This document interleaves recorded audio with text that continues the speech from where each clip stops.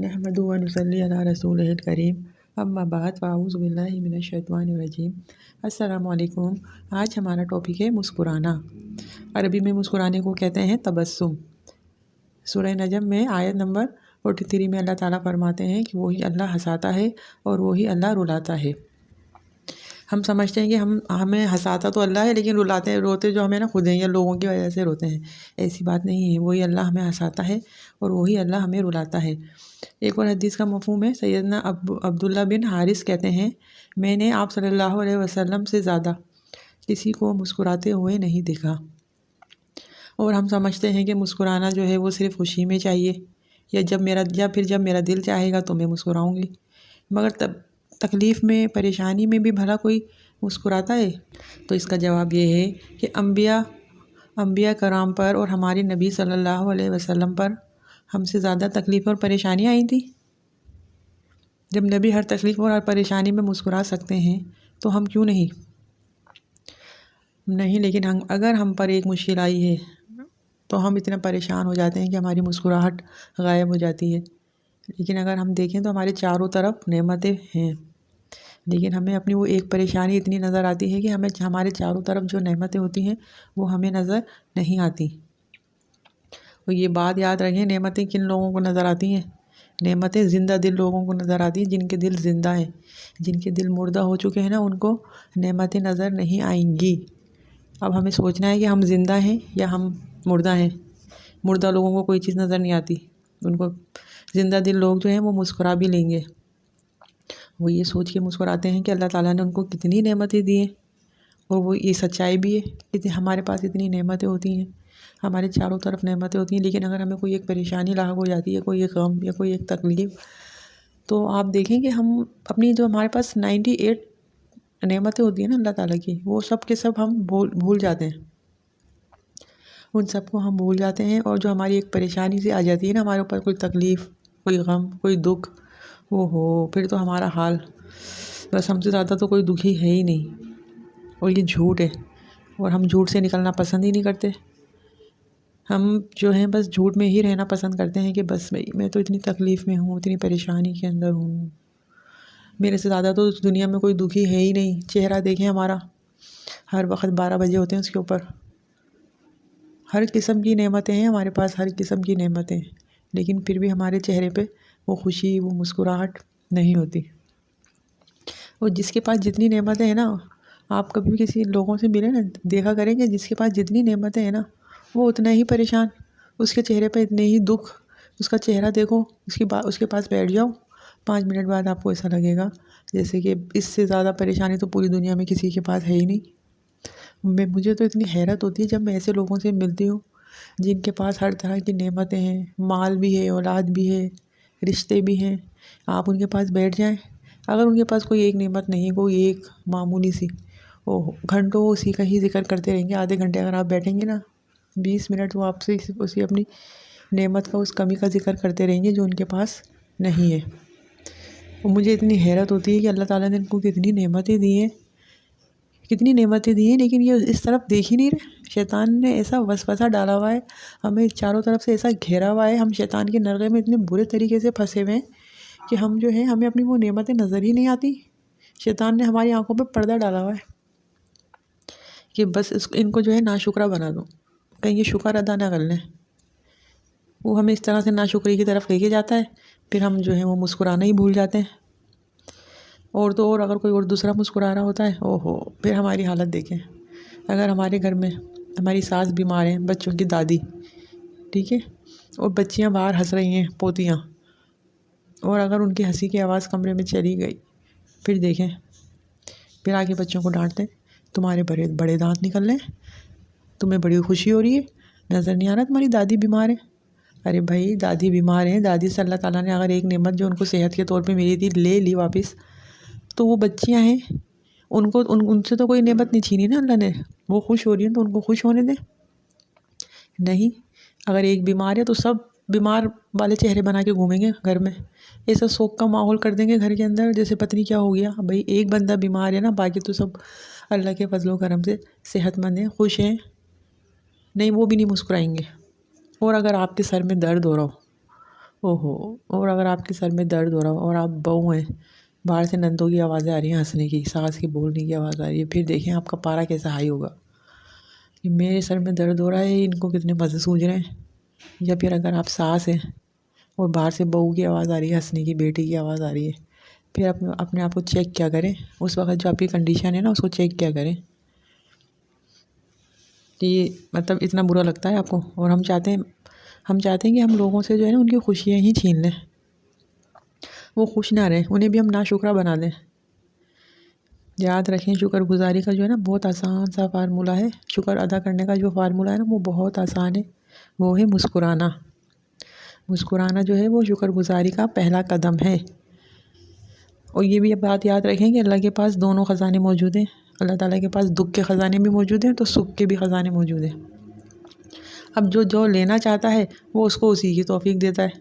اب اگر کوئی نعمتیں لینا چاہتا ہے تو وہ اللہ تعالیٰ اس کو نعمتیں دے دیتا ہے، لیکن وہ نعمتیں لے کے دکھی رہنا چاہتا ہے تو اللہ تعالیٰ اس کو وہ دے دیتا ہے کہ لے بھائی نعمتیں تو لے لے لیکن تو بھی دکھی رہے گا۔ اور کوئی ہزار تکلیف پریشانی کے باوجود مسکرانا چاہتا ہے تو اللہ تعالیٰ اس کو مسکرانے کی توفیق دیتا ہے۔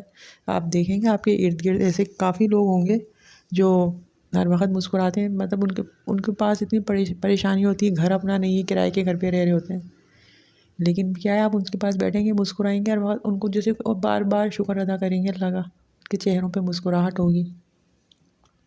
ابھی ہم نے حدیث پڑھی ہے نا کہ ہمارے نبی صلی اللہ علیہ وسلم سے زیادہ مسکراتے ہوئے صحابہ کرام نے کسی کو نہیں دیکھا، تو ہمارے نبی پہ کتنی پریشانیاں، کتنی تکالیف آئی تھی، ہمیں تو اتنی آئی نہیں ہے، ہمیں تو کچھ پہنچا ہی نہیں ہے، ہم تو جتنے عیش و آرام میں رہ رہے ہیں نا، ہمیں تو پورے دن مسکرانا چاہیے، لیکن نہیں، ہم بہت ناشکرے لوگ ہیں۔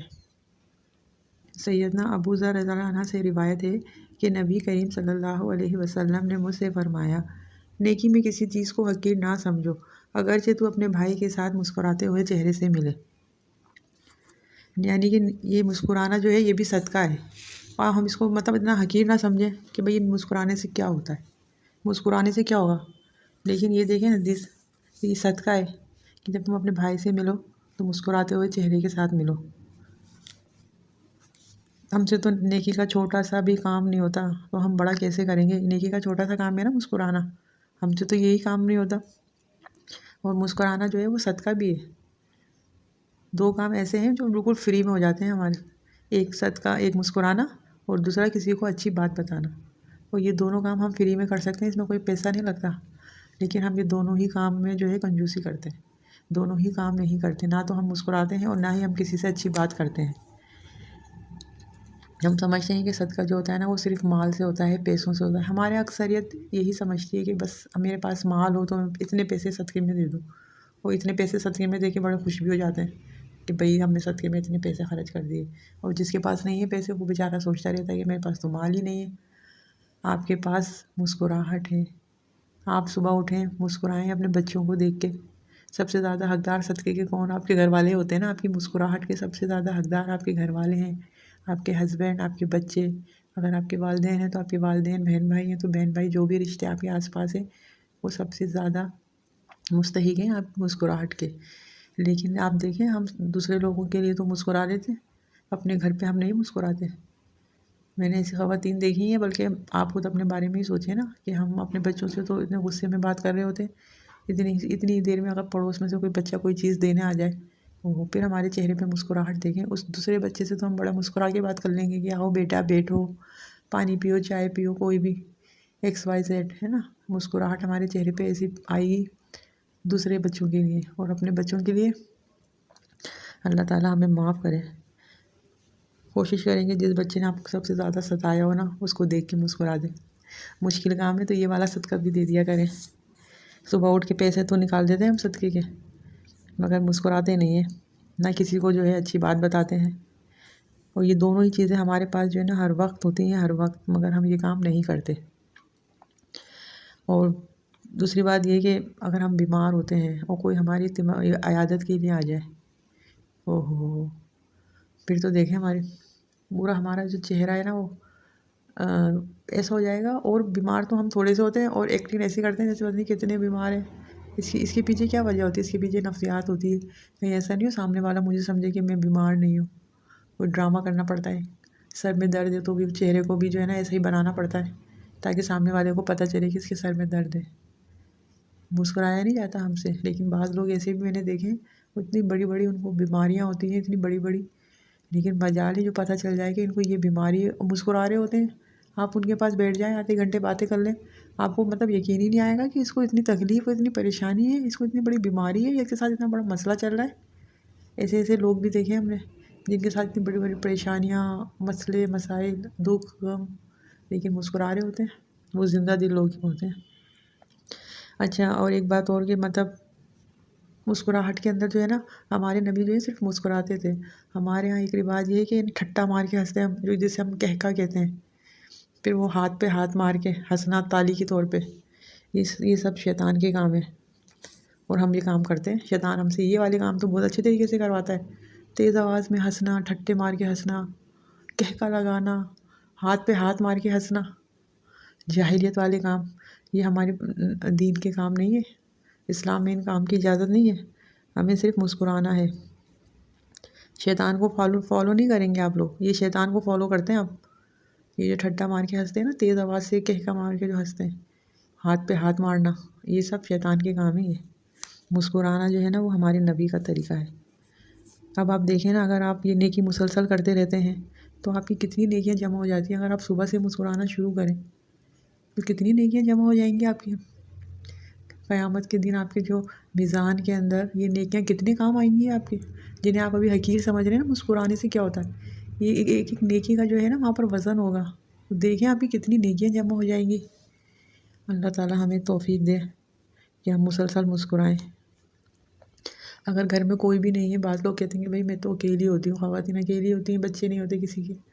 کہتی ہیں میں تو اکیلی ہوتی ہوں. تو آپ اکیلے ہوتے ہیں تو آپ اپنے آپ کو دیکھ کے مسکرایا کریں نا. سب سے زیادہ حق انسان کا خود اپنے آپ کے اوپر ہے. جب بھی شیشہ دیکھیں تو مسکرایا کریں اپنے آپ کو دیکھ کے. اور دوسری بات یہ ہے کہ آپ اکیلے نہیں ہوتے، آپ کے ساتھ فرشتے ہوتے ہیں. اللہ تعالیٰ ہوتے ہیں آپ کے ساتھ. تو آپ جب مسکرا رہے ہیں تو فرشتے اور اللہ تعالیٰ تو آپ کو دیکھ رہے ہیں نا.